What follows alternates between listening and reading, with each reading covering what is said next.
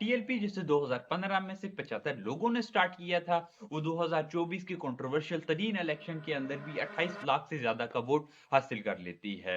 आज इस पार्टी का इन्फ्लुएंस पंजाब, सिंध, केपी और पूरे पाकिस्तान के अंदर दिखता है। अब इस पॉपुलैरिटी की वजह क्या साद हुसैन रिजवी का कोई करिश्मा है या फिर बात कुछ और ही है? क्योंकि 2019 में सुप्रीम कोर्ट में ये कहा गया था कि टीएलपी के पास कोई एविडेंस नहीं कि वो उसको फंड कौन कर रहा है। साथ एक तस्वीर भी वायरल होती है जहां एक हाई रैंक जनरल कुछ टीएलपी सपोर्टर्स को पैसे भी दे रहे होते हैं। अब यहाँ पर ये पार्टी काफी कंट्रोवर्शियल हो जाती है। अब इस पार्टी को क्या अवाम ने बनाया है या फिर इसे अवाम के लिए बनाया गया है? आइए जानते हैं इस वीडियो में। टीएलपी की अगर आज के टाइम लीडरशिप की बात की जाए और उसकी पॉलिटिकल फेस की बात की जाए तो वो है साद हुसैन रिजवी। साद हुसैन रिजवी अपनी 29 साल उम्र के अंदर ही आज पाकिस्तान के दूसरे पॉपुलर तरीन लीडर बन चुके हैं। 2023 के एक सर्वे के अंदर बताया गया था कि 38% पाकिस्तानियों ने ये कहा कि साद हुसैन रिजवी को प्राइम मिनिस्टर बना दिया जाना चाहिए। और इनकी पॉपुलैरिटी की एक मेन वजह इनके फादर खादिम हुसैन रिजवी साहब थे, जिनकी ये अपनी हार्ड कोर अपनी हार्ड लाइन की वजह से जो काफी पॉपुलर थे। उन्होंने एक टाइम में ये भी कह दिया था कि जब नीदरलैंड के एक पॉलिटिशियन ने मोहम्मद सल्लल्लाहु अलैहि वसल्लम का एक कार्टून बनाने की बात की, तो उन्होंने ये तक कह दिया था कि अगर मेरे पास एटम बम होता तो मैं इस मुल्क को नक्शे से ही मिटा देता। इसके साथ और भी जो इनकी पॉलिटिकल लीडरशिप है उसके अंदर भी इसी तरह की हार्ड लाइन पाई जाती है, जिसकी वजह से इस पार्टी के साथ बहुत सी कंट्रोवर्सीज भी क्रिएट हो जाती हैं।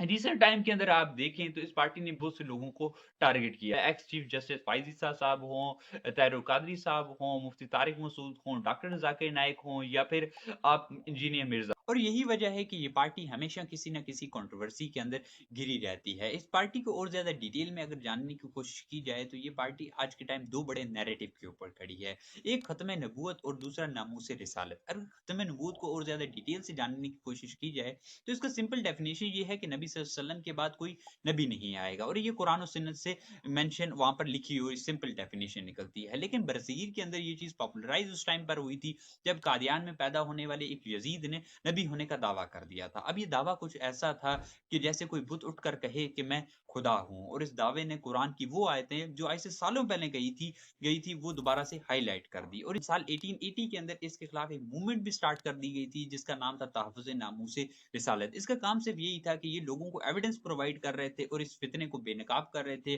और एक्सपोज करते जा रहे। बाद में 1950 के अंदर इस मूवमेंट को पाकिस्तान के अंदर भी स्टार्ट कर दिया गया था, और इसी की वजह से 1974 के कॉन्स्टिट्यूशन के अंदर अमेंडमेंट 260 भी शामिल की गई थी। और इसका सिंपल मीनिंग ये था कि अहमदीस को एज नॉन मुस्लिम डिक्लेयर कर दिया गया था। बाद में 1984 और 5 के अंदर दोबारा से कुछ कंट्रोवर्सीज खड़ी हो गई थी, जिसकी वजह से अमेंडमेंट XX भी शामिल कर दी गई थी, जिसके अंदर अहमदीस को और ज्यादा रिस्ट्रिक्शन उनके ऊपर लगा दी गई थी। उनको तबलीग करने के ऊपर रिस्ट्रिक्शन थी, उनको कुरान की ट्रांसलेशन के ऊपर लगा दी गई थी, और अजान के ऊपर भी उनकी रिस्ट्रिक्शन लगा दी गई थी कि वो ऐसा नहीं कर सकते।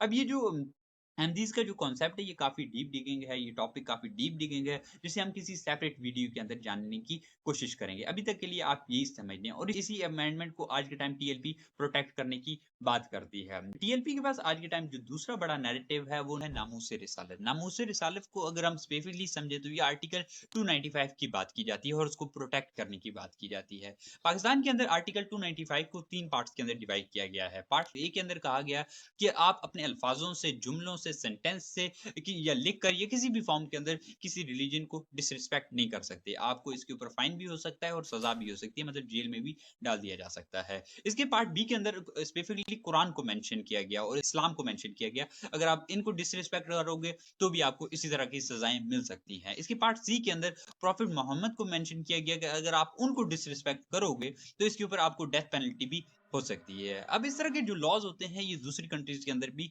हमें नॉर्मली मिल जाते हैं। जो इस्लामिक कंट्रीज हैं वहां पर तो आपको मिल ही जाएंगे, जैसे ईरान है, सऊदी अरेबिया है, इंडोनेशिया है, मलेशिया है, और बहुत सी नॉन मुस्लिम कंट्रीज के अंदर भी इसी तरह के लॉज आपको मिल जाएंगे, और ये काफी नॉर्मल होता है। लेकिन पाकिस्तान के अंदर इस लॉ को पाकिस्तानी ही कंट्रोवर्शियल बना देते हैं। 1947 से लेकर अब तक इस लॉ से मुताबिक 1300 केसेस रिपोर्ट हुए थे। 89 ऐसे केसेस थे जिनके अंदर लोगों को अरेस्ट करने से पहले ही कत्ल कर दिया गया। ना कोई इन्वेस्टिगेशन हुई, ना कोई ट्रायल चला, और ना ही किसी ने जानने की कोशिश की कि इस आदमी ने ये जुर्म किया था या नहीं किया था। बस एक झूम इकट्ठा हुआ और उस आदमी के ऊपर जिसके ऊपर ये इल्जाम था उसे सजाए मौत सुना दी गई। करती है। बहुत से केसेज़ में ऐसा होता है कि जब कोई आदमी अरेस्ट हो जाता है और उसके ऊपर इस तरह का इल्ज़ाम हो तो उसके खिलाफ प्रोटेस्ट भी स्टार्ट कर दिए जाते हैं और डिमांड कर दी जाती है कि आप इसको कत्ल करो। ये जो रिएक्शन आता है हमेशा से, इसके बड़े 2 रीज़न हैं। एक तो लोगों को हमारे यहाँ कॉन्स्टिट्यूशन के ऊपर, कानून के ऊपर किसी तरह का कोई यकीन नहीं होता और उनको हमारी लीडर्स के ऊपर एक बड़ा शक ये होता है कि ये पैसे लेकर कुछ भी कर सकते हैं और कुछ भी बेच सकते हैं।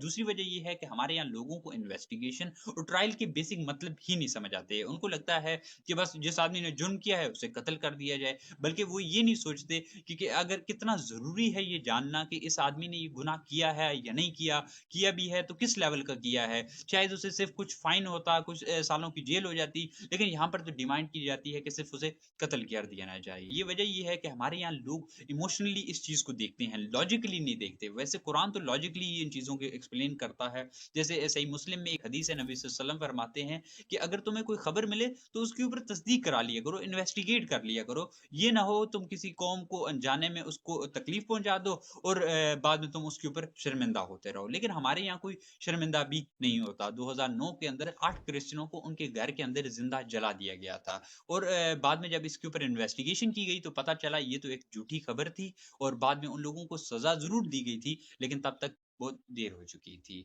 अब इसी तरह की केसेस की वजह से, कंट्रोवर्सीज़ की वजह से ये लॉ हमेशा से रेलेवेंट बना रहता है और इससे पहले जेयूआई जमात इस्लामी इससे रिलेटेड प्रोटेस्ट किया करती थी और इसको प्रोटेक्ट करने की बात करती थी और 1989 के अंदर उन्होंने काफ़ी वायलेंट प्रोटेस्ट किए थे सलमान रशीद के नॉवल द सैटर्न वार्स के खिलाफ। उस टाइम की प्राइम मिनिस्टर बेनज़ीर भुट्टो भी इस प्रोटेस्ट के अंदर शामिल थी रही। आज के टाइम टीएलपी इस नैरेटिव को लेकर चलती है और इस आर्टिकल को प्रोटेक्ट करने की बात करती है। टीएलपी के पास आज के टाइम जो 2 नैरेटिव हैं, दोनों ही काफ़ी स्ट्रॉन्ग है और इनका पब्लिक के अंदर भी काफ़ी होल्ड देखने को मिलता है और इसकी मेजर पॉपुलैरिटी की वजह भी यही लॉज़ और यही नैरेटिव बन जाते हैं।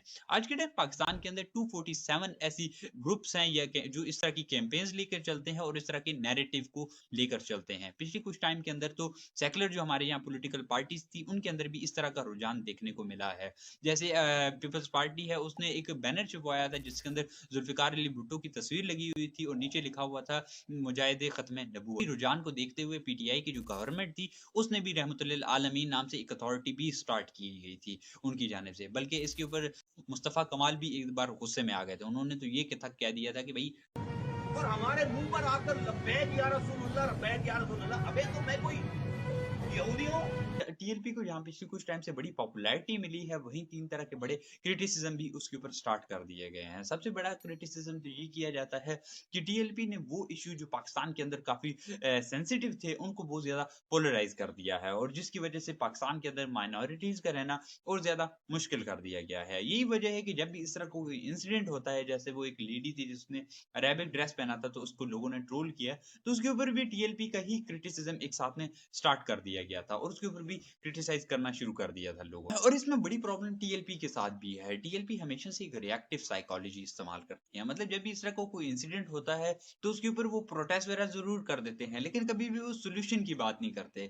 अब इसमें सॉल्यूशन क्या हो सकता है? टीएलपी अपने लोगों को ये समझा सकती है कि जब भी इस तरह का कोई इंसिडेंट हो, तो आपको चाहिए कि आप उस आदमी को अरेस्ट करवा दो। उसके बाद कानून उसके ऊपर फैसला करे कि इस आदमी को क्या सज़ा होनी चाहिए। अगर आपको कानून के ऊपर भी यकीन नहीं है, तो आप उसके ऊपर वो कोई कौंसल वगैरह बनवा सकते हो। वैसे रिसेंट टाइम के अंदर मैंने एक डेवलपमेंट ज़रूर देखी है, जहाँ एफबीआर के अंदर एक यूनिट बनाने की बात की गई थी कि यहाँ पर हम ब्लास्फेमी लॉ से जो भी केसेज़ आएँगे, तो उनको यहाँ पर हम उसकी अकाउंटेबिलिटी किया करेंगे। टीएलपी के ऊपर जो दूसरा बड़ा क्रिटिसिज़्म किया जाता है, वो ये किया जाता है कि ये सिर्फ़ रूरल एरियाज़ के जो लोग हैं, उन्हें ही अपनी तरफ अट्रैक्ट कर पाते हैं। जो लोग पाकिस्तान के अंदर मेजर ऑडियंस है, जो इंटेलेक्चुअल्स हैं, जो लॉजिकल लोग हैं, वो कभी भी इस पार्टी को सपोर्ट नहीं करते। अब ये बात कुछ हद तक सच भी है, क्योंकि टीएलपी के अंदर से अगर ये 2 नैरेटिव निकाल दिए जाएँ, तो टीएलपी के अंदर कुछ बचता ही नहीं है। उन्होंने ना कभी इस्लाम की बात तो वो ज़रूर करते हैं, लेकिन ना ही कभी उन्होंने इस्लाम की इकोनॉमिक सिस्टम की बात की, ना इस्लामिक पॉलिटिक्स की बात की और ना ही वो कभी शरिया लॉज़ की बात करते हैं और जुडिशरी का क्या रोल होगा,